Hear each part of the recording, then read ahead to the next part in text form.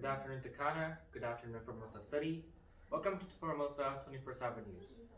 Winter's arriving here in our city, so don't forget to dress up warmer. Today is December 15, and this is your host today, Nitin Johnson. Serving news the hottest and most leading news of today, your news, our business. For the headlines today, Formosa City's new subway line has been a hot discussion topic for our citizens, and the FCT is planning to start their service for the new subway line starting from this year, December 25th. Yesterday, the Formosa Bears football team won 30-29 over Maratha Dreamers. Formosa City star quarterback Albert Ribald and wide receiver AC Gordon were the two key men leading the team towards victory. We will give you more details about our new subway line right after the break. We'll be right back.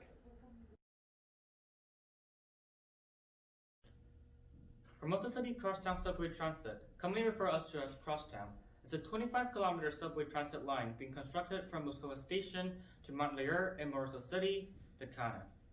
Approximately 20 kilometers of the line will be located underground, and up to 20 stations will be built along the stretch.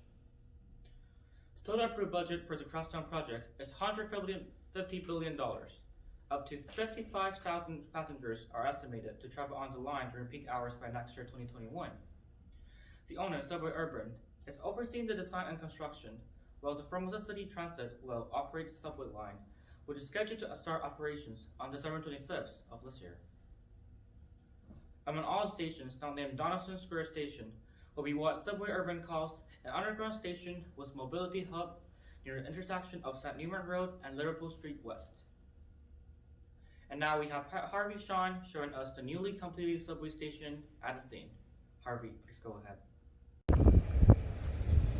Thank you, Nitin. Hello, everyone. I'm Harvey over here in front of the Donaldson Square Station.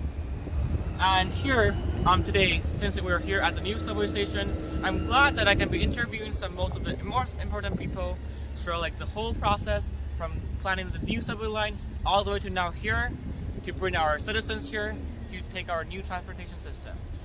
First of all, we have the president of our Formosa Transit System. Welcome, Sandy.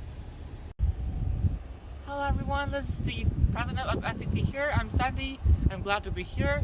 Thank you for inviting me here, and then I'm ready for the interview. Hello Sandy, thank you for making yourself available today. So here I have some questions for you. The first one is that after such a long period, after 4 years of construction, we're finally here to let our citizens to be having our transportation. How do you feel like right now? Yeah, it's been a long time since we started this plan.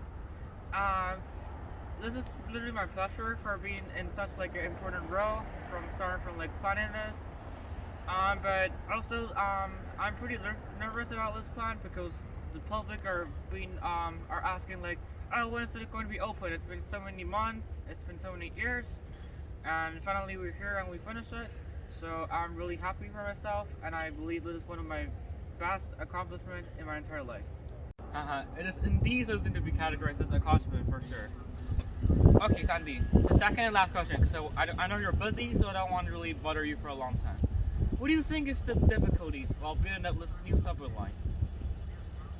I believe the main frustrations and difficulties for us is to spend less money for our new subway line.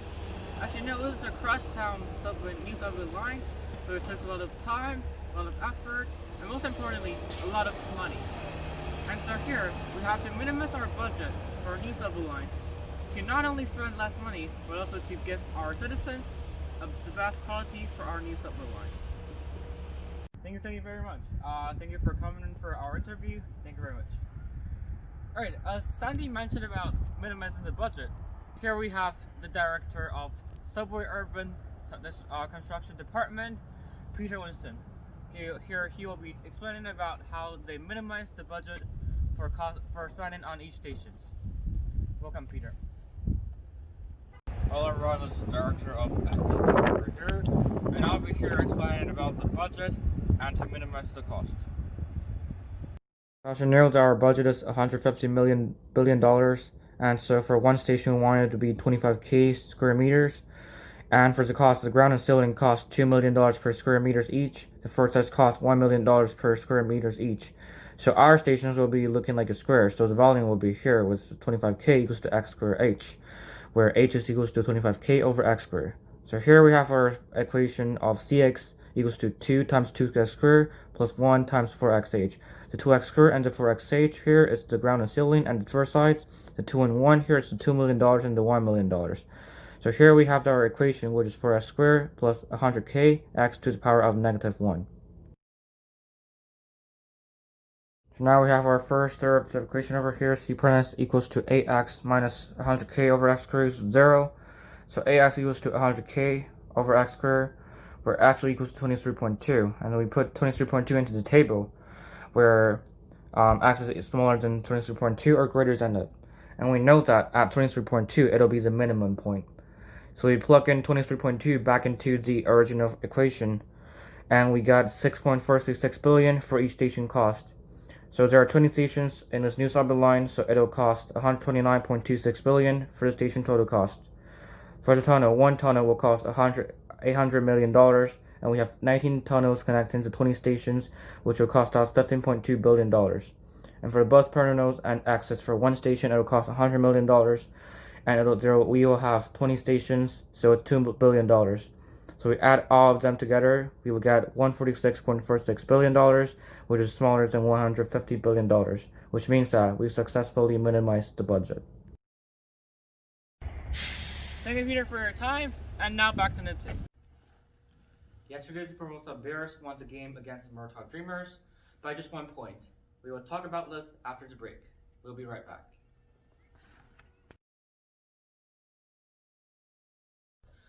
The clash between the Formosa Bears and the Murtaugh Dreamers was a fun one en route for the former, defeating the latter in a 30-29 nail-biter at their home stadium, Island Cottage.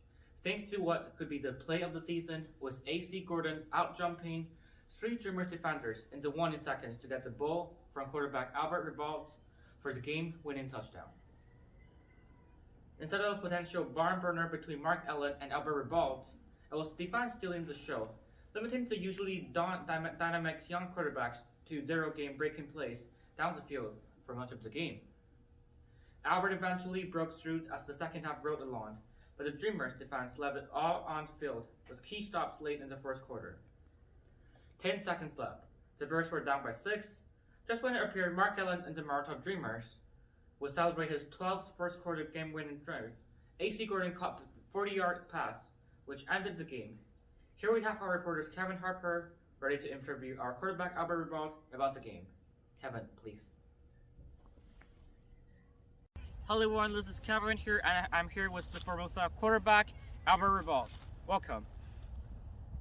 You're great. Hey, what's up, guys? I'm Albert Ribault, and I'm the star quarterback for the Formosa Bears. I'm really happy to be here today. First of all, I have to congratulate you and your team. You did a great job, especially the last play. The connection between you and AC Gordon was fantastic.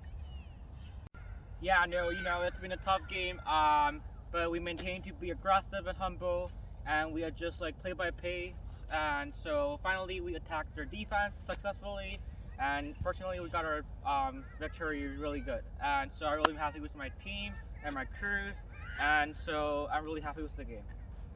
Albert, you've been one of the best quarterbacks in the football league for several years, and people all around the world are pretty curious about what makes you so good and so special. So as everyone knows that back in high school, one of my favorite subjects is calculus and vectors. For the calculus part, I'm not gonna lie, it's pretty hard, and I barely can handle the assignments and the tests.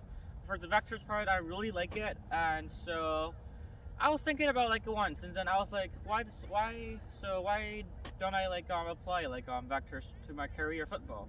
And so I started to discuss with my team, and then to think of those scientific methods to improve my skills using those vectors and then those statistics, and I feel like it works out pretty good for me. So I feel pretty fortunate that I can connect with vectors and our career. For example, the last play yesterday. So this is how we stand for the last play. So here we're focusing on me as a quarterback for Albert, and then my partner wide receiver AC Gordon. And we know that we have to get the touchdown for 44-yard. Our transfer to 44-yard equals to 40. It's around 40 meters, And so when the play starts, AC Gordon runs into point A, but I can't get the boat to him. So he decided to rain all the way to point B for 40 meters, while I ran for my east side for 30 meters. And at this point, I know that I have to, if I want to pass it to like point B, I have to pass it for 50 meters, because according to Pythagorean theorem, 30 squared plus 40 squared of square root equals to 50. And right now I have to calculate the angle as well, so I used the sine data equals to 40 over 50 equals 0.8. So data equals to arc cosine 0.8, which will give me 53.13 degrees. And so at this point, I know that I have to let the boat fly for 50 meters, while the bearing is north 36.787 degrees west. And that's how we get our touchdown. Very much. I wish you and your family and your friends a Merry Christmas and Happy New Year. This is the top 2 headlines for today. Thank you for watching, and we'll see you tomorrow at the same time. Goodbye.